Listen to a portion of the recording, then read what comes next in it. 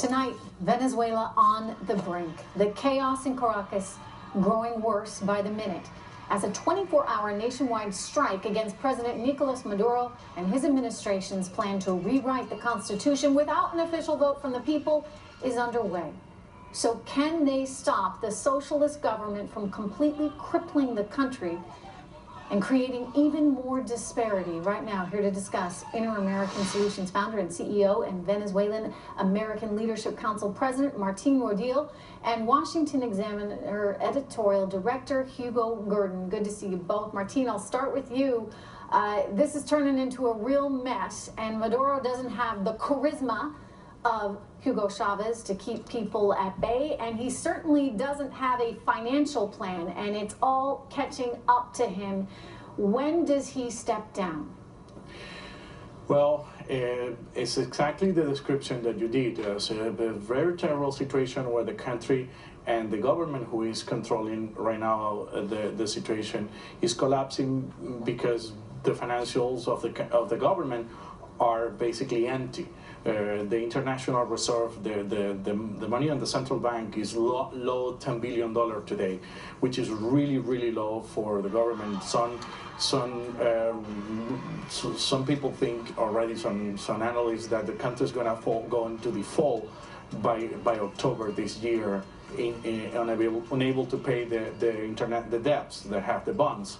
And the situation in the country is really terrible. The people is in the street looking for food, medicine, and the situation is going out of control. You know, it's sad to see, and Hugo, this was sort of a long time coming, if you would. I spent some time in Venezuela, in Caracas and the surrounding countryside there, trying my darndest to get an interview, by the way, with Hugo Chavez, who kept promising mañana, mañana, mañana, and got to talk to a lot of the people. He never came through, by the way, but got to talk to a lot of people at the time, and there was a very, splintered group there. Some loved him, a lot really hated him, but at least the one thing they had going for them at the time was sky-high oil prices, and this artificially propped up this regime, Hugo.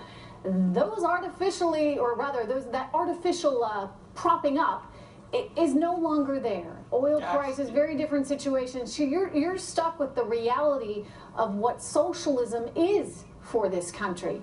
And it's leading to all kinds of shortages. Walk us through the devastation that people are facing in the streets of Venezuela now. People are facing poverty. They cannot buy the basic necessities of a civilized life. Now, this is an extraordinary thing for a country which has some of the biggest oil reserves in the world. As you say, when the oil prices were at $100 a barrel, they were in clover, but the price has more than halved since then, and they have, and as with many a socialist country, they're ruining the economy by taking it over in terms of the government taking it over, it's being nationalized. And this is essentially a criminal government as well.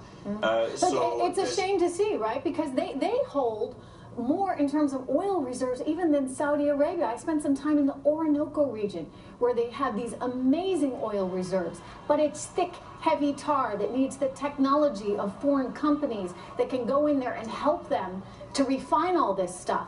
Well, what did they do? They kicked all the foreign companies out. They repossessed their land.